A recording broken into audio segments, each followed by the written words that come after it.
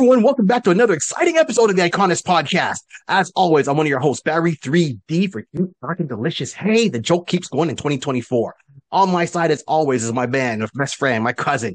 What more can I say about him? He's got you dancing all night long. The one and only Rod C. Ladies and gentlemen, welcome in. We're going to have some fun.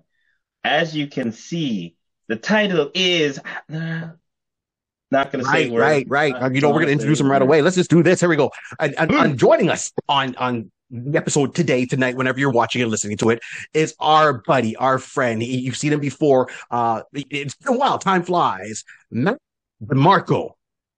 Well, thank you. That's very kind. I need the two of you, frankly, just to walk into a Walmart. Like, just get in like 30 seconds before I'm just like, parking the car, whatever. I need you, a boombox, Rod just spinning some solid beats from the 90s, the best era for music. And then you just announce me and I walk in and we're good. Can we do that? Like, I haven't been treated this well in God knows how long. Oh, geez. I'm sorry that happened, but I'm glad you get it treated well here. And just like, you see the names, or Rod, well, first of all, we got to, manners maketh a man. I can't forget myself. Manners maketh a man. So we're going to do a quick rundown. So one, if you want to find out what I'm doing, where I'm going to be, live shows and all that coming up, you got to go to barry3d.com. That's my website. And it's also got links to this one. And if you want to do a podcast, of course, you got to go to, Podbean. We use Podbean. That's iconis.podbean.com. That's where you find the show. Okay. Then, of course, we got to give shout outs to the people that shout outs also. One, you got to remember all the comic book stores out there. So, first of all, Wow Comics out in Kitchener, you got to give them some love. Hello, west of the guys, we said hi. For our friends in Montreal, you got to go to Check Swings on the South Shore. You tell Trevor and the rest of the guys we said hi. Unfortunately, bad news. They've closed their doors, which is a hero's tale. So Andrew has ended up closing his doors after a year and a half. So thank you, Andrew, for your time and effort and everything there. And, he did a closing out sale, but he says he's going to be back. He's going to do another venture. So we'll keep his eyes out for that. Maybe we'll see that pop up somewhere along the line. But people, you've got to support the books to keep these stores going, to give us stories to talk about, to make the movies that we all like to watch.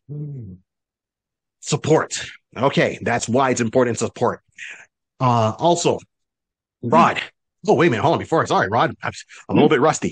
On top of that, we are part of the Subculture Podcast Network. It's ourselves along with 5 other podcasts there, but from, that we cover Star Wars and Star Trek, and we do comic books, and you can't go wrong. Look at the Subculture Podcast Network. You'll see the link. We got a Facebook page. We got a lot of stuff going on weekly. So check the rest of those guys out. Share the love. Absolutely, for sure. And I think hold on, Rod, where can we find you? Well, you can find me, as I say, on the World Wide Web. You can find me on the world of Instagram at Mr. Rod C. You can find me on the world of TikTok at DJ Rod C1. That's DJ Rod C1. Listen, I'm all over the place. Make sure you can find me. You can find me on Twitch at DJ Rod C. Pass juice, say hi. I'm playing beats. So listen, it's gonna be a wonderful time. Always having fun. All right. One more to talk about. Well, actually, we're going to make it 2 more. Here we go. So we're going to shout out our boy, Larry Rick Lozado. He hasn't been on in a while, but we're going to have him back on. He's got his Facebook page, Forgotten Obscure Underrated Heroes. So that's one of the pages that he's an admin for. Please join the page, be respectful, have some fun, and you'll find a lot of stuff that we talk about on his page. And then last but not least, if you are looking to do anything in this world and you need a graphic designer, there's only one man and one man you can reach out to, and that is J Bird Digital Art. Mr. Jason Reese, J Bird Digital Arts. You reach out to him, you tell him you heard about him on the iConis podcast, and he'll give you a discount on the work. All right. I'm sorry, here we go. We just had to go through the round table. Russ, where can people find you? Me? Yes, you. Honestly, I will be completely honest with everybody over here. I have taken call it a mental sabbatical from socials. I have not tweeted or been on Twitter since mid-May. I'm going to just walk away from it for the summer, see what that does for my brainwaves and such. However, in the wild world of broadcasting, you need to have some sort of touchstone that people can check and make sure that you're not psycho or a robot from, mechanical Russia or whatever. Right. That said, I do have an Instagram, which I just started. I had the account forever, and I posted my first post last month, I think. So I don't know, is it at? I don't know. Either way, it's Matthew N. DeMarco. Matthew N. DeMarco on Instagram. All right, that is I will what make I'm sure trying to sort of pump the tires on. So that's where you can find me. Nice. Fair enough. So I'm going to make sure I add you on there. So here we go. Okay, gentlemen. So about roughly 2 years ago, we had Matt on the show, to let everyone know. We had Matt on the show. If you haven't watched the episode, here it is. Come on, go and click onto it and you'll find it. And we had a great discussion about the one and only Dr. Doom. Dr. Doom. Now, why did we bring Matt on? There's multiple people we could have brought on. Not from Concordia University wrote a paper on the economic state of Latveria, the homeland of Dr. Doom. And he got flying colors on it from his professor. I did. Political science. I want to preface this. This is a political science course. Basically the whole course, the professor said you can write a paper about anything relating to any type of political state. I just need to approve it.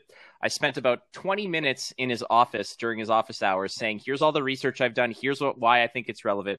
The paper was actually comparing Dr. Doom as a enlightened dictator of Latveria versus his other examples of dictators who did good for the country or the nation that they ruled over. And I said, here's why Dr. Doom gets a bad rap in comparison. So I did, and it was fascinating. And yes, and my professor was more so like, I am more curious than I am, comfortable. So let's just go with it and see what happens. And mofo, that was an A paper. Nice. We got there. Nice. Absolutely. And then the tidbit was you went to Comic-Con and you brought that paper with you. I met the author of Emperor Doom, I think it was. Yes. Shoot, I forgot the name, and this is going to be so embarrassing. Ultimately, there was a panel of various writers, and he was on the panel, and I went there, and I waited very patiently, and then when the Q&A opened up, I raised my hand, and I said, I'm like, hey, listen, I just want to thank you for writing this story because it helped me get an A on a paper I wrote about this. And he was so fascinated, and after the panel, he kind of comes and talks to me and says, I'm really curious to read this paper and hear more about it. So I got him the paper and yeah, that was it. So it was actually quite a fascinating little exchange there where, if you're listening to this, kids, comic books are literature. They are fiction, and they are just as deep, just as well thought out as many other great, literatures that have been written in the past. Absolutely. Greek mythology. It's all this, and this is what we say. And at the end of our show, we always use a tagline, the whole world was created by a pencil, a piece of paper, and lots of imagination. Keep on dreaming. You personify that. In that moment, you personified that, and good on you. And this is why we're having you back, because as I said, we all watched the news. We all watched, Marvel's San Diego Comic-Con. We all watched that. We saw Hall H. Marvel's in there. They're going through all their stuff. They talked about Deadpool and all the stuff they got coming up. And then one of the bombs they dropped was Dr. Doom. And they were like, okay, here it is. We all know the new Avengers movie was supposed to be the Kang Dynasty. And that was what they were going with. But with everything that happened with Jonathan Majors, and then you hear what happened in the news, he got dropped and whatever. We can touch on that a little bit later on. Next thing you know, it's like, well, Robert Downey Jr. was tweeting like, hey guys, to the Marvel Universe, I'm back. And everyone's kind of, okay, he's back as what? Iron Man? How are they going to bring him back? It's going to be a multiverse thing. It's like a time travel thing. Yeah. And it goes on and on and on. And next thing you know, all these guys come out in green suits and one guy, and they have masks on, and one guy's dead center and he takes the mask off, and it's Robert Downey Jr. who will be portraying Dr. Doom in the next couple of Avengers movies. And people in Hall H lost it. People online lost it. And the initial impact for me was, Robert Downey Jr. is back. Hold up. Hmm. How is Doctor Doom the Avengers villain when they're making Fantastic Four first? And that was my initial going down the rabbit hole. So I'll stop there for half a second. I'll go to Rod. Rod, what did you think when you heard the news? I was as well intrigued that RDG was coming back in the same way. What is he going to, it's going to be again. I'm thinking like Loki. I'm thinking like TVA. I'm thinking I'm a variant. I'm like, okay, we're going down that rabbit hole because we know at least as of the MCU universe, Tony Stark is no more until this. And I was mentally intrigued on how they're going to flip that story. So again, like you say, going down the rabbit hole is like saying, what, it doesn't make sense, but we'll get into that. Right. And I definitely want to hear Matt's version. What's he thought on this? Same question, Matt. Yeah. What's yours, sir?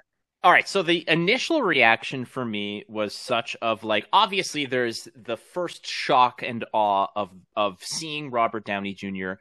back within a Marvel capacity. And you have to blow by that first wave of holy crap of it's him. And then you start to process because you're obviously going to be a fan of the choice because it's Robert Downey Jr. And frankly, he essentially put the MCU on the map by being in, the initial Iron Man movie, which was probably still one of the top 5 or 6 Marvel movies of all time, in my estimation. Mm-hmm. Now, obviously, the bar is continuously getting raised, but for what it was, Iron Man for like the first 10 years of Marvel Cinematic Universe to me was still a top 3. It was untouchable. It was so well done, well cast, well executed. It was perfect, in my opinion. So you're happy to see him back. And then the wheels start turning because we saw Loki season 2 and there's multiverses happening and everybody is in everything. And obviously no spoilers, but the Deadpool versus Wolverine is a multiverse-esque type of sort of tap dance to a degree. You had Spider-Man No Way Home, which touches upon it. Multiverse of Madness. Clearly this is sort of where it's going. That said, here's where I have come to terms with this choice, because everybody is saying, is this Tony Stark? Is this Victor Von Doom? What's the story? I think that in typical Marvel cinematic fashion, usually there's a curveball, and the curveball that I'm thinking of is here. In Avengers 2, what is Tony Stark attempting to do? He's attempting to create a security network which becomes Ultron, and Ultron has all his little Ultron bots and everything. What does Dr. Doom rely on? He relies on Doom bots. What are the Doom bots there for in Latveria? Security. So in my thought process here, what I'm thinking is, my hypothesis is, this is a variant of Tony Stark that has decided that perhaps encompassing the entire globe in a network of security that would have been Ultron was a little too ambitious. Let's just cut out a little chunk of forgotten Europe, call it Latveria, and create my own little Ultron-esque security force and just live peacefully here where I am with whoever I am. And if some other people don't like it, like the Fantastic Four, like the Avengers, they want to get all up in my business, then we're going to have some words. We're going to throw some hands. That's what I'm thinking. So, in my opinion, that is my outside, out of left field, on the hands cutter fastball that might get some traction. See, now I'm with you on part of that, because that's what I'm saying. It's like, how are they going to do this? So first of all, because they're loving the whole multiverse thing, it's right now multiverse and time travel is, either people like it or they don't like it, right? They just use it like a con thing. So I believe, yes, it's going to be a multiverse thing. I saw, I've read some odd things online. So bottom line is, they bring him back. For sure, he's not of the 616 universe. He's in a different universe. I'll go with this.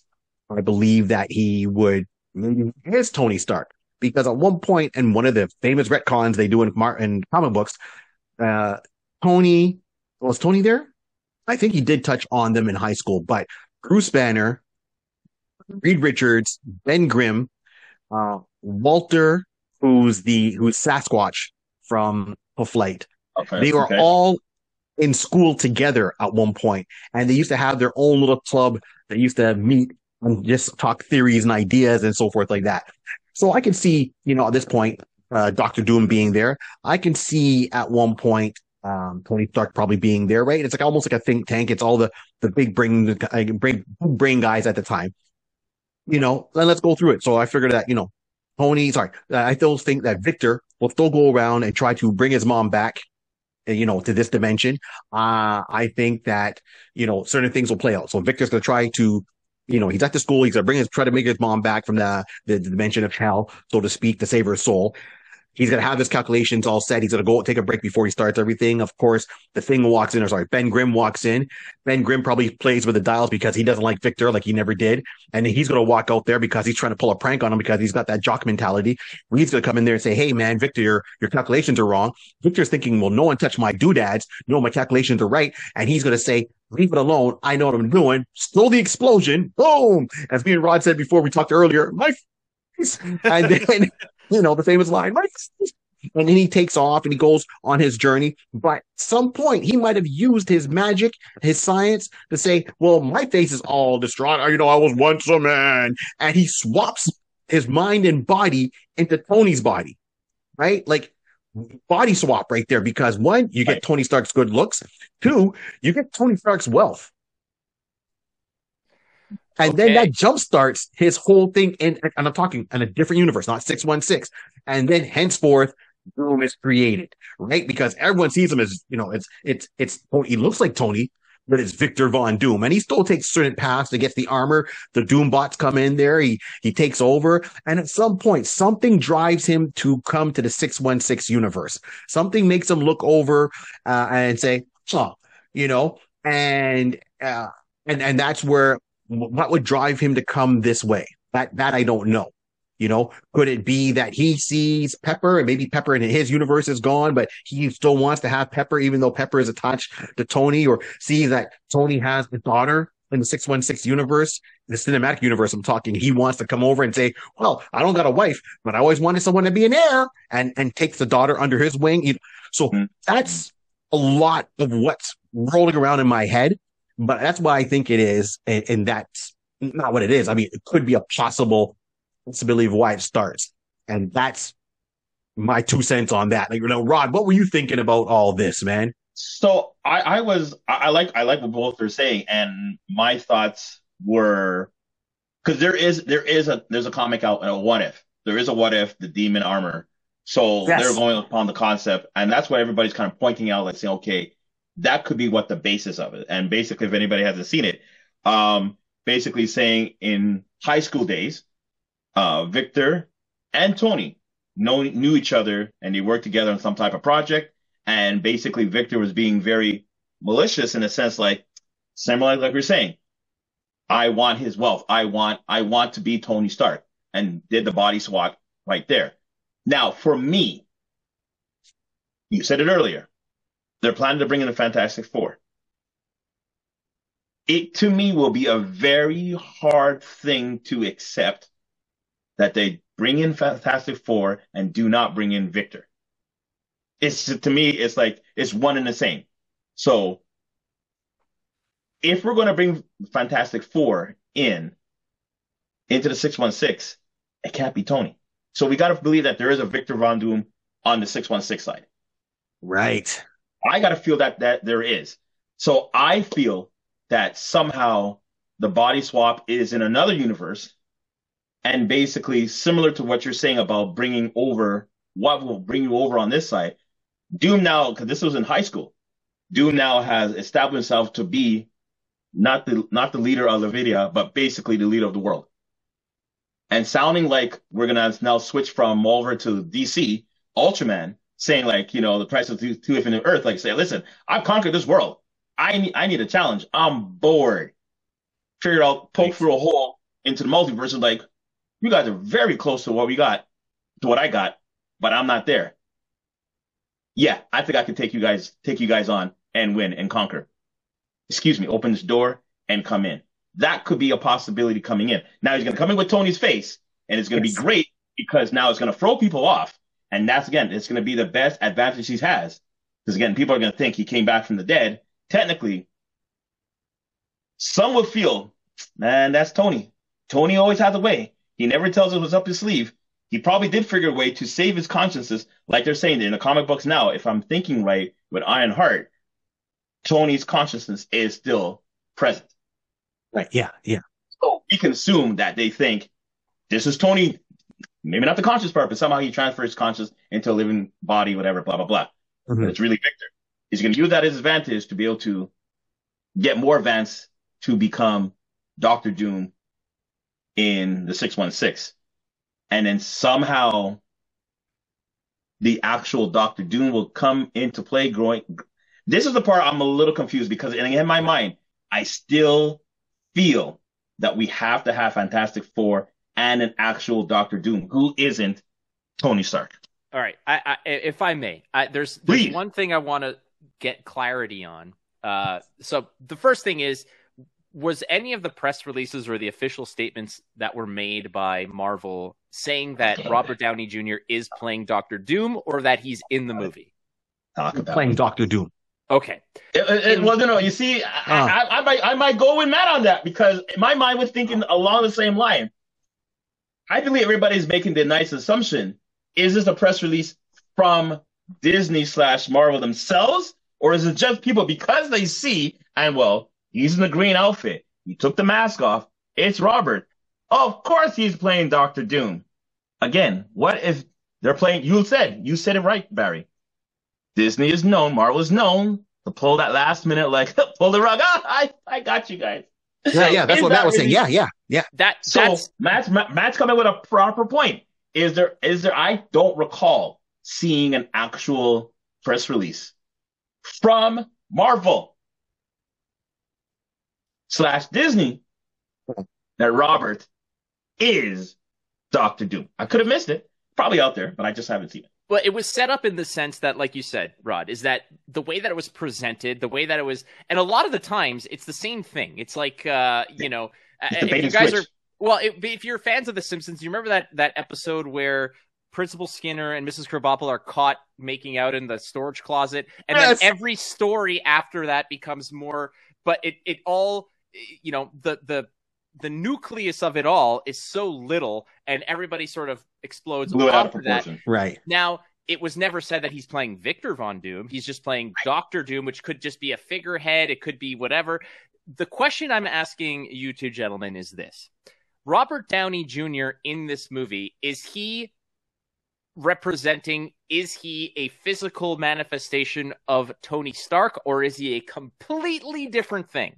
Is he, because you have to think, if Disney's bringing him in specifically to play a major role, then that has to tie to the overarching storyline, which has to do with identity, with swapping and confusion. Because if you think about it, what's that first interaction of Peter Parker going to be when he sees this guy, or any of them, frankly? This is what I'm saying. Right? And so it's definitely intimately woven into whatever story that they're going to bust out.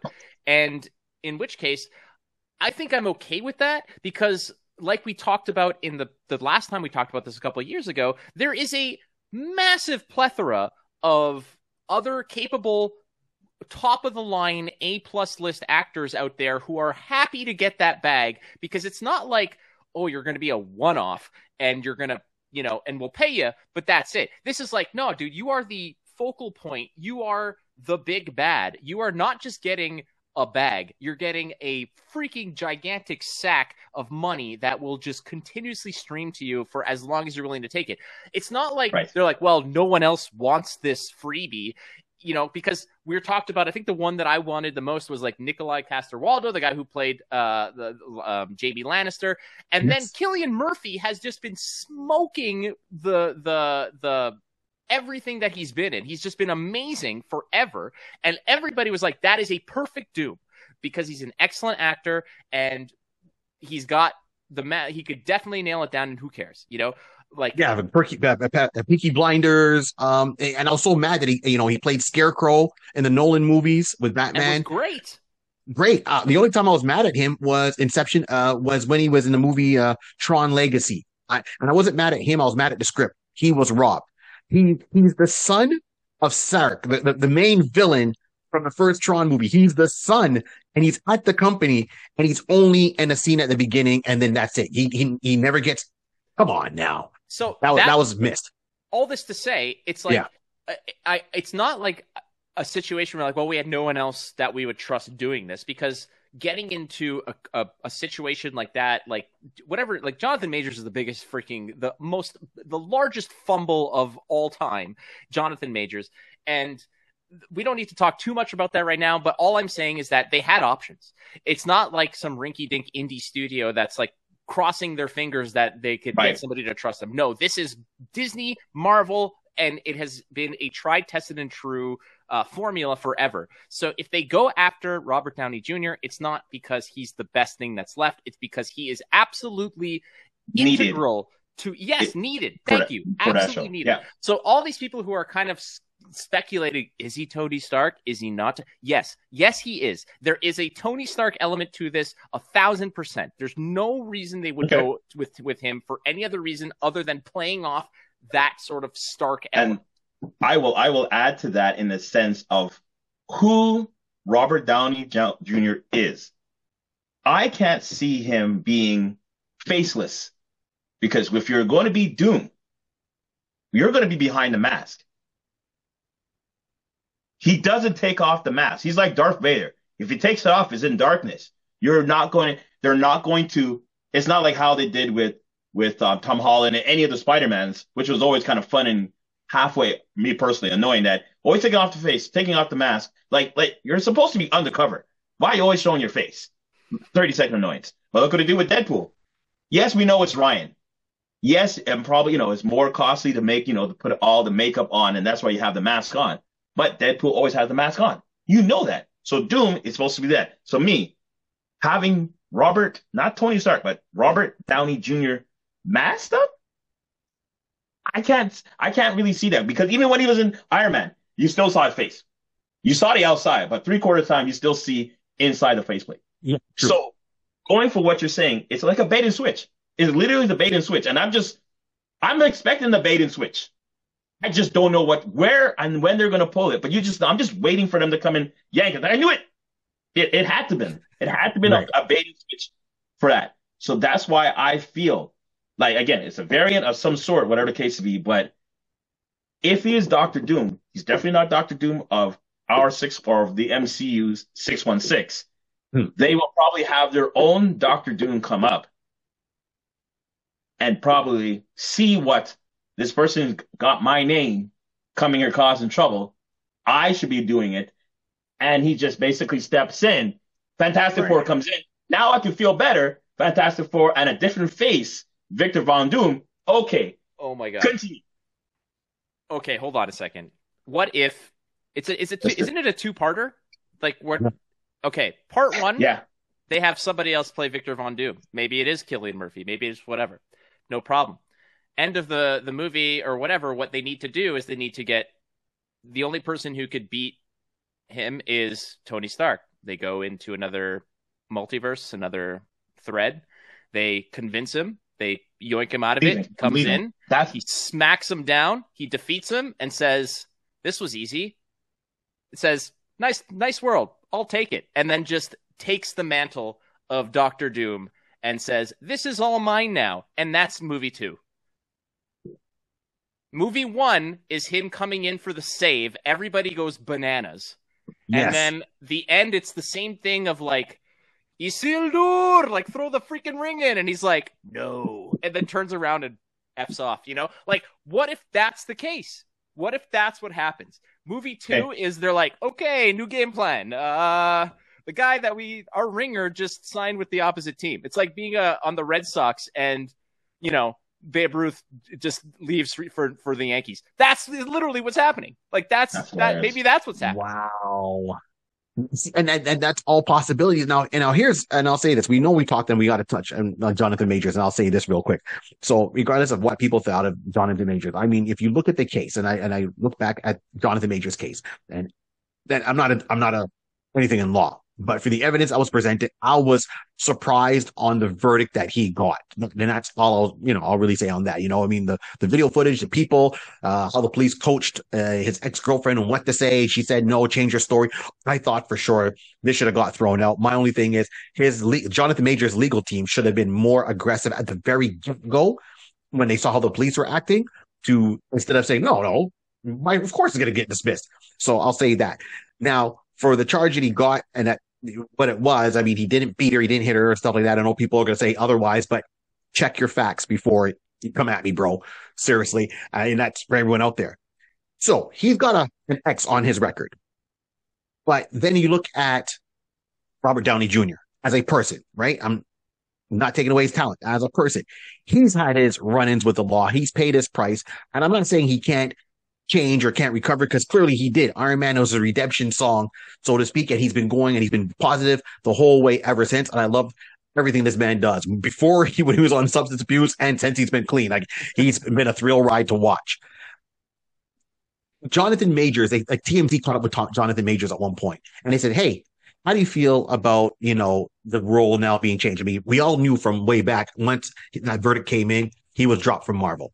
And then he lost endorsements and so forth like that. So they caught up to him. They asked him, hey, they just announced Halt H, Robert Downey Jr. You can do him. How do you feel? And he goes, well, I'm heartbroken, because that franchise was about to be around him, about the Kang dynasty, which, if you think about it, Dr. Doom, Kang, there's correlation between the two of them. I mean, once again, one version is Kang is the descendant of Doom, and then other times, retcon, it's Kang is really Franklin Richards, when he's grown up in the future, right? Depending how you want to look at it. Yeah. All he said was, one, he was heartbroken that happened, and two, he goes, he wish he had the love behind him that Robert Downey Jr. has, because he got a second chance and he thinks he should have had a second chance. So before we go deeper in certain parts, are you guys satisfied that it's and regardless of who the actor is, even if they got a new actor to be Kang, would you still want a Kang Dynasty movie with the Avengers or a Doctor Doom movie with the Avengers? Okay. So, Rod, you go first. Yeah, I'm just talking. I'm not talking the actors. I'm just talking. No. Yeah, just the characters. The story. Just the story. The characters. Just the stories. Just the characters. I'm not talking regardless of who plays them. Just story. To me, Kang is more relatable with Avengers versus Doom. Doom is more known, like I say, with Fantastic Four. And if we're bringing in Fantastic Four, that we've everybody been hoping and praying and wishing, and now Fantastic Four, that timeline, that's coming in. Eventually, you if you don't get it at the beginning, at some point you gotta get a Fantastic Four and Doctor Doom. So hold Doctor Doom to that. That's how I look at it, perceive it.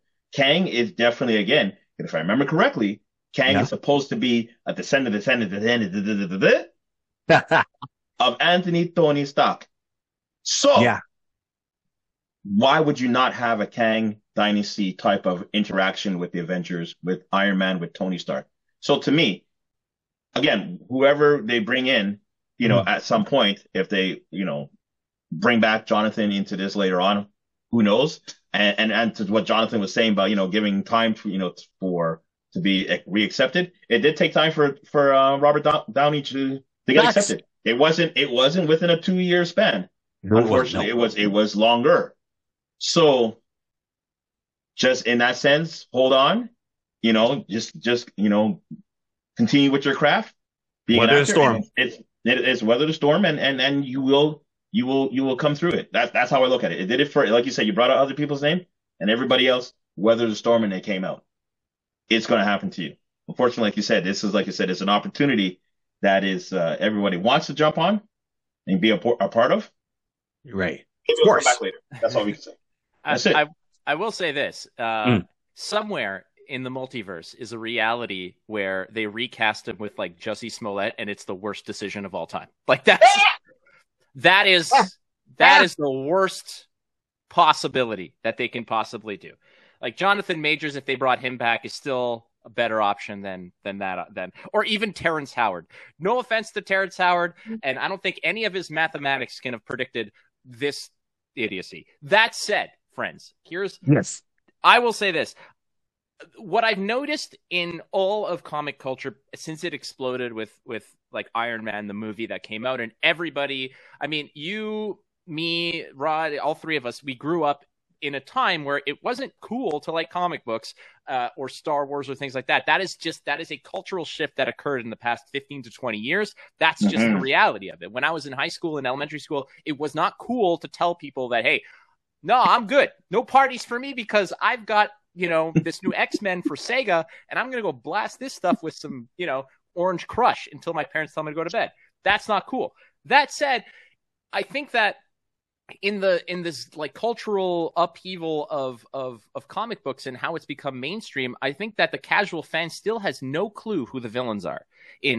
Everybody knows who Captain America is, Thor, Spider-Man, but when Endgame came out, do you think people knew who Thanos was? No. Not many people knew who Thanos was, even though he'd been around since like the 70s or 80s. I have him on my wall, the Infinity War #1 right there on my wall. And it's from way back when. I don't think a lot of people know who Doctor Doom is. I don't think a lot of people even knew who the Green Goblin was when Spider-Man came out way back when, before Iron Man came out. So when it's like Kang or Doom, I will say that 80% of the people who watch these movies are like one or the other. Who cares? Because it's not about that. I just want to see the heroes beat the crap out of and have some really cool fight scenes and see them, joke around and have some quips back and forth. That's what they want to see. I'm going to be completely unbiased with anything that I've got going on, over here or anything, or any of these really cool commissions that I had made, completely unbiased. I'll say that Doctor Doom is probably the more fascinating one. Right. But, all this to say, in my opinion, the casual fan is not going to know, where Kang came from. They're not going to know what Latveria is. They don't even know what the Infinity Stones were until it was shoved down their throat in a pretty epic way. I'm not going to lie. So I trust Feige and the MCU to adequately portray these characters and give the casual fan an opportunity to not just learn about them, but to learn to appreciate and then utterly hate them. Even though a lot of people didn't hate Thanos because he made good points. The Thanos was right kind of. Yeah. That was a thing. And I think that Doom has the capacity to be that morally ambiguous where people will be like, much like with Thanos, it's like, yeah, but he makes sense. And in my opinion, those are the most dangerous villains, the ones that can appeal to even the most down to earth and God-fearing types where it's like, yeah, but you know what? They make a good point. And I think Doom is the spot on correct villain for that, because what Doom wants to do is create order and stability. That's his thing. And he's happy to do it within the confines of his little country of Latveria. But those dang kids just keep on knocking on the door, and that's where it's going to go. But like I said, anything is better than Jussie Smollett as the recast. Yeah, no, we're not going, definitely not going there. No, I'm just curious what your thoughts were, because as I said, like as you're saying, Rod, to your point, and Kang seems more in line with first and foremost the Avengers, and then Doctor Doom with the Fantastic Four, and then seeing how the Fantastic Four, they're coming out the gate swinging on this one. They know that probably the last movie made a little bit of a oopsie, and they're coming out swinging by redeeming a lot of things there with Galactus in there, But it's going to be interesting and we know a couple of things that we've heard, right? They confirmed is that everyone's always said, who bought Avengers Tower? Avengers Tower is now the Baxter Building, right? Like that's for sure. They even have mock-up drawings and stuff that was given out at San Diego Comic-Con showing them that, the Avengers Tower is the Baxter Building. And, the Pogo plane, their rocket ship is like on the ground, underground, right at the bottom, the base of that tower, instead of it being in the top of the building. So they take it over. Now, who else is in there? Don't know. We know that the Fantastic Four will show up in the Avengers movies during the Doom War. So that kind of makes sense. We get that. We know they're coming out with Galactus, as I said before. So there's going to be a crossover element there. And then Robert Downey Jr. did say he likes playing complex characters because that's what appeals to him. So that's why you like playing Tony. And then he goes, Doom. He goes, I like playing complex characters. But to your point, it's not 100% certain that he is the traditional Doom that we know. Right. So a lot of stuff can happen there. So, and I'll go through this. So I go through what our old fan cast picks were. And you know, and I'll give a theory on this one here. So first, I know that I was going for Scoot McNairy. So Scoot McNairy was my fan cast in the original episode, like 2 years ago for Doctor Doom. Right? I know, Rod, for yourself, you remember who you had? I do not. That's okay. I got you covered, cuz that we family. You went with Armie Hammer. So you went with Armie Hammer as your Doctor Doom. And then you mentioned it before, Matt, that you went with Nicolaj, you know, who is the actor from, you know, Game of Thrones, right? Now, since then, Helen Murphy, like, you know, Peaky Blinders. Okay. like, yeah. So if we had to throw those names on the list, like I would still stick with Scott. But you know, I think we got good picks here. So here's the thing. And to your point where you're saying earlier, Matt, but now we're dealing with different universes. So, you know, you got to keep all that in line. We, in the 616 universe, there's got to be a version of Doom that does not look like Robert Downey Jr., right? Rod, you're saying the same thing. I still think one of these three choices that we made, or even, you know, Mr. Peaky Blinders himself, could still show up. Yes. And Barry, this is why I think that this is a massive swerve from MCU, because they had no reason to tell you that it was Robert Downey Jr. unless there's a bigger surprise or swerve down the line or another situation. Because in my opinion, like, they could have been happy to announce that just that Robert Downey Jr. was back in some capacity, and then you know, all this speculation and such leads me to believe that I think, and maybe we could all agree. Yeah, well, exactly, Rod. Like, this is a situation where this is probably a Stark from another multiverse. There is a Victor Von Doom who will be played by another prominent actor who will get his comeuppance in maybe movie 2 or gets, you know, killed in movie 1 or whatever. And the Doom is much like the title of Captain America. It is something that you can just walk into and own to that capacity. Again, speculation, we're so far away from these things happening, obviously, but it's going, like, this is being touted as like this massive, everybody, you know, like if you thought Endgame was like the be all end all team up, then this is going to blow that out of the water. Now go. Sorry. No, we're good. I mean, that's where I'm at. What if? So let's just say 616, there's a Victor Von Doom. Smart, intelligent, has all the capacity that we know Victor to have, but he just maybe for one slight thing, he second guessed himself in the sense of, and anybody don't kill me, he just didn't do that last 99%, and he just did it at 1% to make up 100. Alternate Tony / Victor Von Doom comes in and basically, Matt, you brought up a good point with the Sokovia, I'm about to say the Doombots, but the Ultron bots gets converted to Doombots. What if this one comes over, set up, like, say, a base of operation there? It is in Levitia, and Victor is there, and realize that, you know, I can take over this operation because something happens and Tony Victor dies while in battle with a mask. Everybody doesn't know that. 616 Victor, I just needed that little push to make me realize we were thinking the same alignment of there's need to be order, there need to be structure. I just was thinking maybe I'm going over to my head, maybe that's too much. Robert Victor he's same thing I'm talking about, but he got killed and he just happened to be, you know what, within, you know, 5 meters of him going down. Like crap. Let's drag him in here. Put on a suit. Victor is still alive. Dr. Doom is still alive. Of course I am.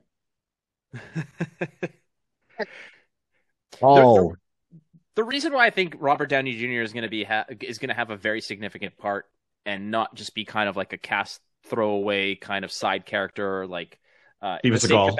You know, like I don't think he's going to get the Tobey Maguire treatment from like No Way Home, where it's like, hey, we're going to call you in, you're going to have like, you're going to be in the movie for like 20 minutes or whatever, and it all builds up to that. The dude's scooping up 80 mil, like $80 million is what he's getting paid to be in this gig that he signed on for.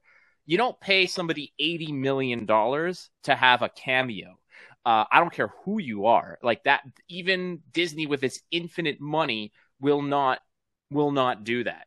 Well, it's the reverse of what you said earlier. You were saying, let's just be like, or maybe Barry was saying that they had a Victor until Downey came in at the very end of Act One, not Act One, of Part One, and then Part Two he takes over. So why don't you reverse? Why don't you have Downey onto the very end? Then he passes away. 616 Victor takes up the mantle, and in Part Two, they're still thinking that they're dealing with Tony, but realizing no, this is the actual 616 Victor, and he's taking on. So again, that to me would hold the bill of 80 mil. Robert, we need you to stay for 2 hours and 30, and the movie's 2 hours and 40 minutes. We need you for 2 hours and 37 minutes. What? I just need you for like the last 3 minutes. Thank you for your contribution. And it'll just shock everybody again. Tony dies again. Robert dies again. You're right. And the next one I don't takes know if over. they would kill. See, Tony doesn't have. So, and I'll say this: Robert Downey Jr. doesn't have Harrison Ford vibes. What I mean by that is Harrison Ford in Star Wars wanted to be killed off in The Empire Strikes Back, right? Every movie, man. Every movie's like, just kill me already. Like, I'm tired of doing this press. Right, exactly. Like, every time you get him, it's like, why am I here? Like, he's really but Robert Downey Jr. doesn't have Harrison Ford vibes. Like, Harrison gets into a project. This is great. All these fans are crazy. Throw my character off, right? But he's been doing that for nearly 15 years. He's been Tony for like 15. How many movies? I think he's probably saying, okay, I got enough. Let me tap out. And now he's bored. Bring me back in, coach.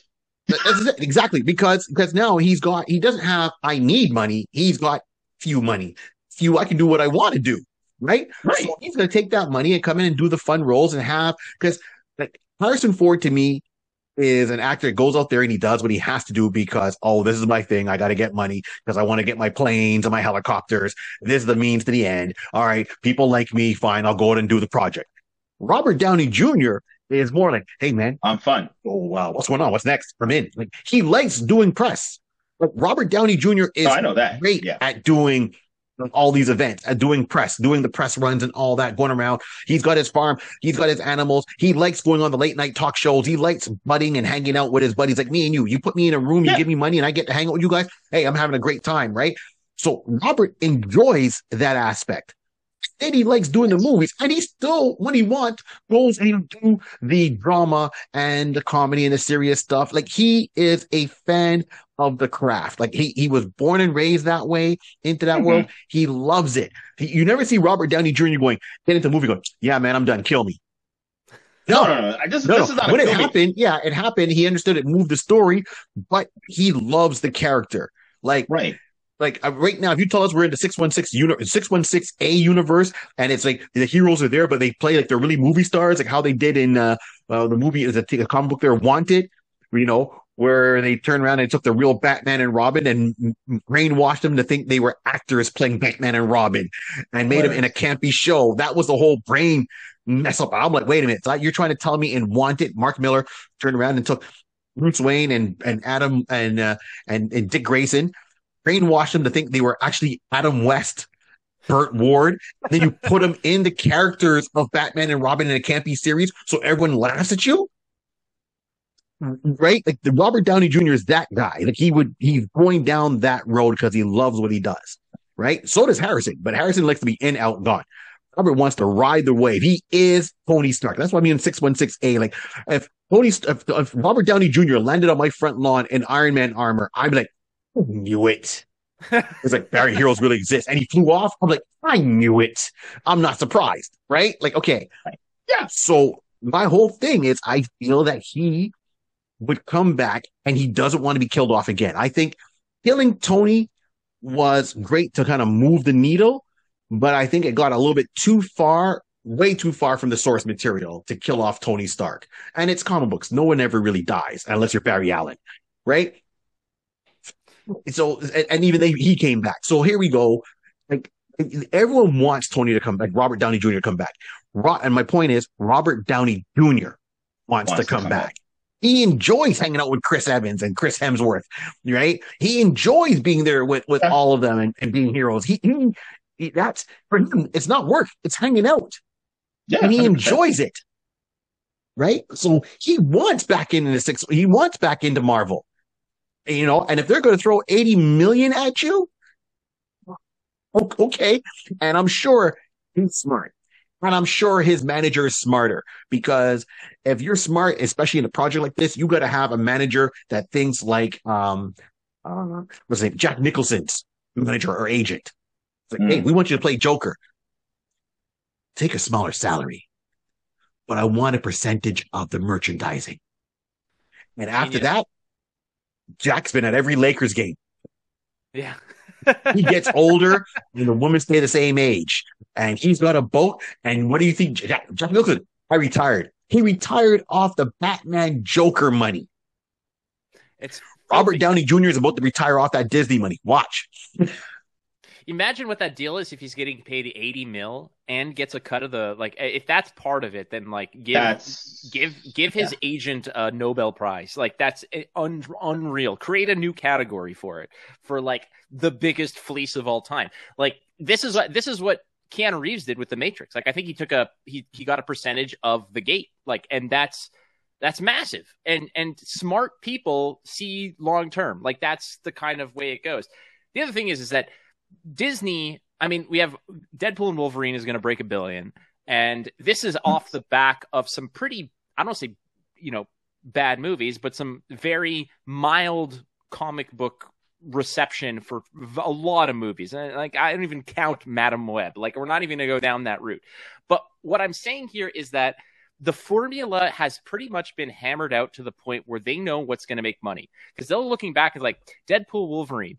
For all of us who have seen it, we were in absolute nerdgasm heaven throughout the entire thing for reasons being like, oh my God, it's this person. Oh my God, we finally get to see that. It's a lot of finally get to blank. And that's what this movie's going to be. So paying him 80 million, they're like, that's the Friday gate is 80 million. So that's domestic. Who cares? We're going to make that back on day 1. Day 2, we're going to pay all the other actors. And on day 3, we're rolling in it. This is going to be a movie that is going to outpace every other Marvel movie. So we might actually see Cillian Murphy, and Cillian Murphy might actually get another 80 million too. Who the hell knows? Because they probably said, hey, get me the guy from Oppenheimer, and they just got both. They're like, let's just get both. Like, screw it. Thank you. All right. Rod, we're going to wrap this up. But Rod, any last words? But man, those are great points, man. But any last words, Rod? No, I'm just, again, I love when we get together. I love when the what if storyline just builds off of, and there's a lot of good points today. Oh my God, there's a lot of good points. So it now just makes I'm sure everybody's now thinking from a different aspect. What is Disney doing? What is Marvel planning? And I hope one of our ideas actually comes to fruition. And we can say it as of this date, because it's going to probably be another year and change. When is it coming out? 20? Did it say what? Or 26? I think it's 26. Probably more 6. Yeah, I think it'll be 6. We got some time, dude. Like, so we got 2 years. So summer of 26. People, make a note of this. Keep it as a favorite. Go back and check it out, and let's just see, because we will, how close any of our predictions came. Am I coming back? Yes, you are. What kind of crazy question is that? What a crazy question is that? I want to bring you back before. Just do the episode while I'm watching the movie. Like, that's it. That's all we need. That's it. But yes, you're definitely coming back, Matt. There's no question about that. And I told you before, like, open door policy, man. And if there's another character you want to talk about, let's do it. We love having you on. Or if you just want to just come on here, we do a round table. Let's just do it. That's how we do things here, man. So, Matt, once again, thank you so much for joining us and bringing your perspective and your insight on Dr. Doom, Victor Von Doom. Rod, as always, my cousin, I always appreciate when we do these things together. And everyone, you know, I'm Barry, and I'm just here having a good time, right? I'm in green today to represent, once again, Dr. Doom. And remember, like, subscribe, and share. Don't let the show be a secret. And as I said before, and I'm going to say it again, this whole world was started by a pencil, a piece of paper, and lots of imagination. Keep on dreaming. And we're out. One thing we never